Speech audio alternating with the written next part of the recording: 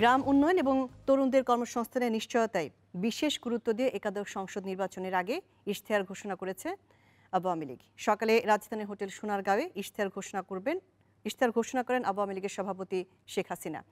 ইশতেহারে ২১টি বিশেষ অঙ্গীকার তুলে ধরে শেখ হাসিনা বলেন, নৌকায় ভোট দিলে উন্নয়ন এবং সমৃদ্ধি উপহার দেবে আওয়ামী লীগ।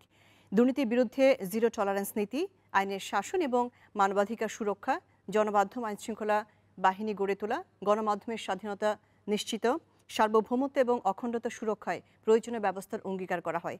ইশতেহারে নারীর ক্ষমতায়ন, স্থানীয় সরকার শক্তিশালীকরণ, চলমান মেগা প্রকল্প বাস্তবায়নের পাশাপাশি ঢাকা চট্টগ্রাম বুলেট ট্রেন চালু এবং জাতীয় অর্থনৈতিক প্রবৃদ্ধি বাড়ানোর প্রতিশ্রুতি দেয়া হয়। মুক্তিযোদ্ধা, সংখ্যালঘু, ক্ষুদ্র নৃগোষ্ঠী সুরক্ষার বিষয়েও ইশতেহারে তুলে ধরা হয়। 1975 সালে 15ই আগস্ট জাতির পিতা আগামী 2020 সালে জাতির পিতার জন্মশতবার্ষিকী এবং 2021 সালে স্বাধীনতার সুবর্ণ জয়ন্তী আমরা সাড়ম্বরে পালন করব। বাঙালি জাতির এই দুই মহেন্দ্র ক্ষণ সামনে রেখে মহান মুক্তিযুদ্ধের নেতৃত্বদানকারী বাংলাদেশ আওয়ামী লীগ পারবে দেশকে সামনের দিকে এগিয়ে দিতে পারবে, সমৃদ্ধির পথে এগিয়ে যেতে। স্বাধীনতা বিরোধী কোনো শক্তি এ সময় রাষ্ট্র ক্ষমতায় থাকলে তা হবে মুক্তিযুদ্ধ ও মুক্তিযোদ্ধাদের জন্য গ্লানিকর। তাই দেশবাসীর প্রতি আমার আকুল আবেদন, আগামী 30 তারিখে নৌকা মার্কায় ভোট দিয়ে আবার আওয়ামী লীগকে বিজয়ী করুন। আপনারা নৌকায় ভোট দিন, আমরা আপনাদেরকে উন্নয়ন ও সমৃদ্ধি অর্জন করে দেব। এটা আমাদের জাতির কাছে ওয়াদা।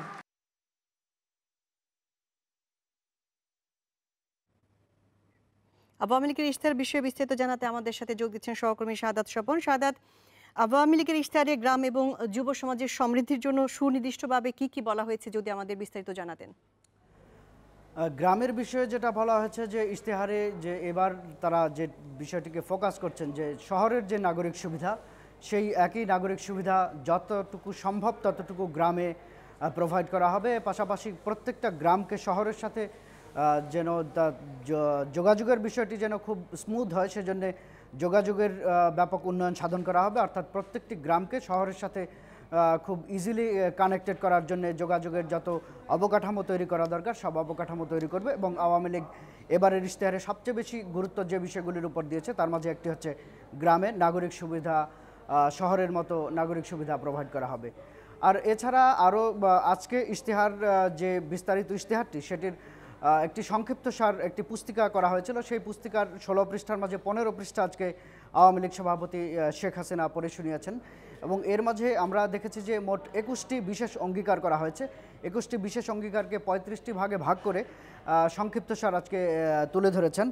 এর মাঝে যেগুলি বলেছেন যে গণতন্ত্র, নির্বাচন ও কার্যকর সংসদের বিষয়ে প্রতিশ্রুতি আছে, আইনের শাসন ও মানবাধিকার সুরক্ষার বিষয়ে প্রতিশ্রুতি আছে দক্ষ, সেবামূলক ও জবাবদিহিমূলক প্রশাসনের প্রতিশ্রুতি, জনবান্ধব ও আইনশৃঙ্খলা বাহিনী গড়ে তোলার প্রতিশ্রুতি আছে। পাশাপাশি আছে দুর্নীতির বিরুদ্ধে জিরো টলারেন্স নীতি। দুর্নীতির বিরুদ্ধে জিরো টলারেন্সের যে নীতিটি এটিও কিন্তু সর্বোচ্চ গুরুত্ব দিয়ে এর বাইরেও দেশের সার্বিক অগ্রযাত্রায় আওয়ামী লীগ সরকার আর কোন কোন বিষয়গুলোকে বেশি গুরুত্ব দিয়েছে?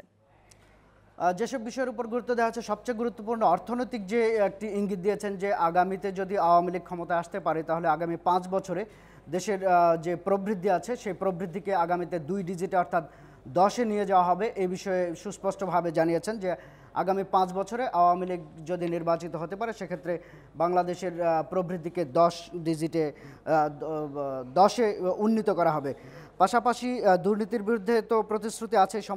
সামষ্টিক অর্থনীতির বিষয়ে বলা হয়েছে যে 2030 সালের মধ্যে মানুষের মাথাপিছু আয় $5,479 উন্নীত করা হবে, এরকম প্রতিশ্রুতি আছে। পাশাপাশি আরেকটি বিষয় যে প্রতিবেদনে যেটি বলা হয়েছে যে ঢাকার সাথে চট্টগ্রামের বুলেট ট্রেন না, আসলে ঢাকার সাথে প্রত্যেকটি বিভাগীয় শহরের বুলেট ট্রেন চালু করা হবে যোগাযোগকে আরও উন্নত করার জন্য। পাশাপাশি পদ্মা সেতুর কাজ তো চলছে, পদ্মা সেতু সহ যেসব মেগা প্রকল্পের কাজ চলছে এগুলিকে শেষ করে আনা হবে এবং এর পাশাপাশি উত্তরবঙ্গের সাথে যোগাযোগের জন্যে যমুনা নদীতে একটি টানেল নির্মাণেরও কথা বলা হয়েছে, যেটি যমুনা নদীর তলদেশ দিয়ে যাবে, টানেল নির্মাণ করা হবে। পাশাপাশি আরেকটি গুরুত্বপূর্ণ বিষয় যেটিকে বলা হচ্ছে 5 বছরে 1,28,00,000 কর্মসৃজন করা হবে, অর্থাৎ 1,28,00,000 তরুণের কর্মসংস্থানের ব্যবস্থার উপরও আওয়ামী লীগ গুরুত্ব দিয়েছে। এবং আরও আপনাকে ধন্যবাদ। টানা দুইবারের বেশি প্রধানমন্ত্রী না থাকার বিধান রেখে 19 অঙ্গীকার নিয়ে ইশতেহার ঘোষণা করেছে বিএনপি। সকালে রাজধানী হোটেল লেকশোরে দলের মহাসচিব মির্জা ফখরুল ইসলাম আলমগীর এই ইশতেহার ঘোষণা করেন। রাষ্ট্রপতি এবং প্রধানমন্ত্রীর ক্ষমতার ভারসাম্য আনা, 2 মেয়াদের বেশি প্রধানমন্ত্রী না থাকা, গণভোট পদ্ধতির পুনঃপ্রবর্তন, সংসদে উচ্চকক্ষ প্রতিষ্ঠা, বিরোধী দল থেকে ডেপুটি স্পিকার নিয়োগ এবং ডিজিটাল নিরাপত্তা আইন, অফিসিয়াল সিক্রেট অ্যাক্ট আইন ও বিশেষ ক্ষমতা আইন 74 বাতিল, বেকার ভাতা প্রদানের প্রতিশ্রুতি রয়েছে বিএনপির ইশতেহারে। রয়েছে প্রধানমন্ত্রী, মন্ত্রী, এমপি এবং উচ্চ পর্যায়ের সরকারি কর্মকর্তাদের সম্পদের হিসাব প্রকাশের প্রতিশ্রুতিও। প্রথম 3 বছরে দুর্নীতিমুক্ত ব্যবস্থায় মেধা এবং যোগ্যতার ভিত্তিতে সরকারি চাকরিতে 2 লাখ লোককে চাকরি দেওয়ার কথাও বলা হয়েছে বিএনপির ইশতেহারে। রাষ্ট্রপতি ও প্রধানমন্ত্রীর ক্ষমতার ভারসাম্য আনা হবে। একাধারে পরপর 2 মেয়াদের বেশি প্রধানমন্ত্রী না থাকার বিধান করা হবে। মন্ত্রিসভা সহ প্রধানমন্ত্রীকে সংসদের কাছে দায়বদ্ধ থাকার সাংবিধানিক বাধ্যবাধকতা নিশ্চিত করা হবে।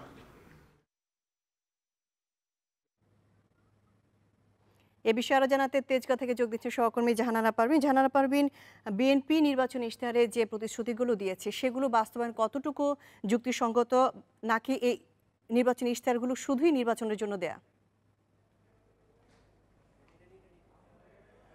আজকে যে ইশতেহার ঘোষণা হয়েছে তার মধ্যে অনেক ইতিবাচক বিষয় রয়েছে, যেগুলো যদি বাস্তবায়ন সম্ভব হয় তাহলে আমাদের রাজনৈতিক যে সংস্কৃতি সেখানে হয়তো পরিবর্তন আসবে।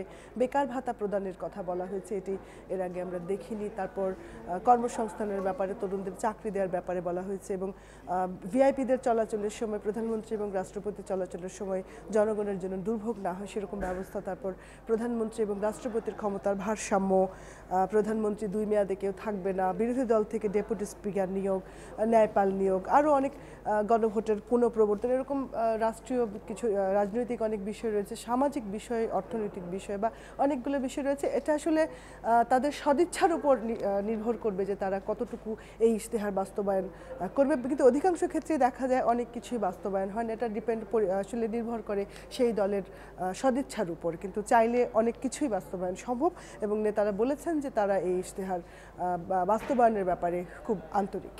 পারভিন, দেখা গেছে যে বিএনপি নেতৃত্বাধীন ঐক্যফ্রন্টের ইশতেহারে যুদ্ধাপরাধীদের বিচার এবং ভারতের সঙ্গে সম্পর্ক উন্নয়নের বিষয়ে সুনির্দিষ্ট বক্তব্য আছে। বিএনপির দলীয় ইশতেহারে এই বিষয়ে কি কি বলা আছে?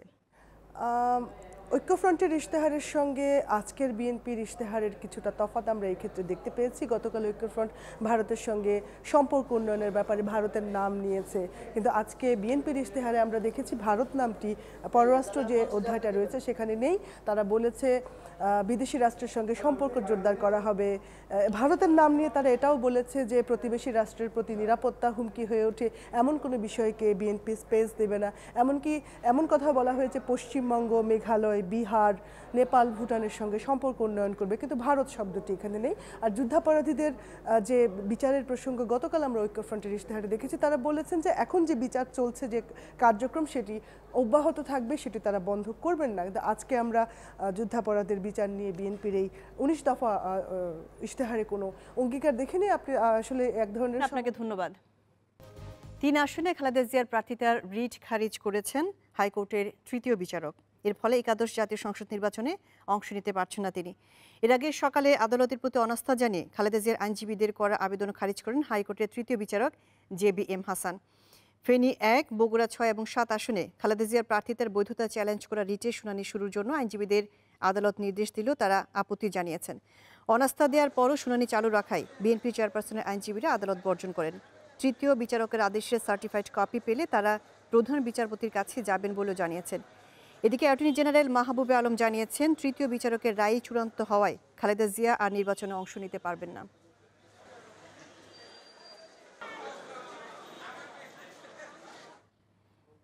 এ বিষয়ে বিস্তারিত জানাতে তেজগাঁও থেকে যোগ দিচ্ছেন সহকর্মী জান্নাতুল ফেরদৌস তানভী। তানভী, খালেদা জিয়ার প্রার্থিতার বিষয়ে রায়ে আদালত এবং আইনজীবীরা কি কি জানিয়েছেন? আজকে যেহেতু তৃতীয় দিন শুনানিতে তৃতীয় দিন ছিল এবং আজকেও সকালে খালেদা জিয়ার আইনজীবীরা এসে তার প্রতি অনাস্থা আবেদন করেন এবং যেটি লিখিত আবেদন ছিল, যেহেতু তারা গত 2 শুনানির কার্য দিবসে তারা তার প্রতি মৌখিক অনাস্থা জানিয়ে আসছিল, ফলে আজকে তারা যে লিখিত ভাবে যে অনাস্থা আবেদনটি দিয়েছে সেটি আদালত খারিজ করে দিয়েছেন। এবং তৃতীয় বিচারক জেবিএম হাসান তিনি যেটি আদালতে খালেদা জিয়ার আইনজীবীদেরকে যেটি বলেছেন যে যেহেতু তারা একটি পিটিশন লিখিতভাবে দিয়েছেন, আদালত এটি অন মেরিটে খারিজ করে দিয়েছেন এবং শুনানি করার নির্দেশ দিয়েছেন। তবে খালেদা জিয়ার আইনজীবীরা শুনানি করতে আপত্তি জানান এবং আদালত বলেন যেহেতু তারা আপত্তি জানাচ্ছেন, এক্ষেত্রে নির্বাচন কমিশনের পক্ষে যিনি থাকবেন তিনি শুনানি করবেন। নির্বাচন কমিশনের পক্ষে অ্যাটর্নি জেনারেল মাহবুবে আলম আদালতে অ্যাপিয়ার করেন এবং তিনি আদালতকে এর আগে হাইকোর্টের একটি দ্বৈত বেঞ্চ বিচারিক আদালতের দুর্নীতির দায়ে যে রায়ের সংবিধানের 66(2) ঘ অনুচ্ছেদ অনুযায়ী যে আদেশটি দিয়েছিল, যে রায়টি দিয়েছিল, সেই আদেশের কথা পড়ে শোনান এবং আদালত সেটি অ্যাটর্নি জেনারেল এই গ্রাউন্ড আমলে নিয়ে খালেদা জিয়ার 3টি আসনে 3টি করা রিট আবেদন খারিজ করে দিয়েছেন। এর ফলে খালেদা জিয়ার আইনজীবীরা বলেছেন যে তারা সার্টিফাইড কপি নিয়ে প্রধান বিচারপতির কাছে যাবেন, এই ধরনের কোনো সুযোগ আছে কি? খালেদা জিয়ার আইনজীবীরা আসলে এখন পর্যন্ত এ বিষয়ে চূড়ান্ত সিদ্ধান্ত নিতে পারেনি। আমরা দুপুর পর্যন্ত যেটি জানতাম, খালেদা জিয়ার আইনজীবী অর্থাৎ বিএনপির আইন সম্পাদক কায়সার কামাল আমাকে যেটি জানিয়েছিলেন যে তারা আজকে রাতে বিএনপির গুলশান অফিসের লিগ্যাল কমিটির বৈঠক করবেন এবং তারা সেখানে আসলে পূর্ণাঙ্গভাবে সিদ্ধান্ত নেবেন। এই প্রেক্ষিতে এখন তাদের আসলে আইনি তারা কি ব্যবস্থা নেবেন সেটি সিদ্ধান্ত নেবেন এবং তারা আরও একটি বিষয় ধন্যবাদ। এই ছিল নির্বাচন ইন্ডিপেন্ডেন্ট।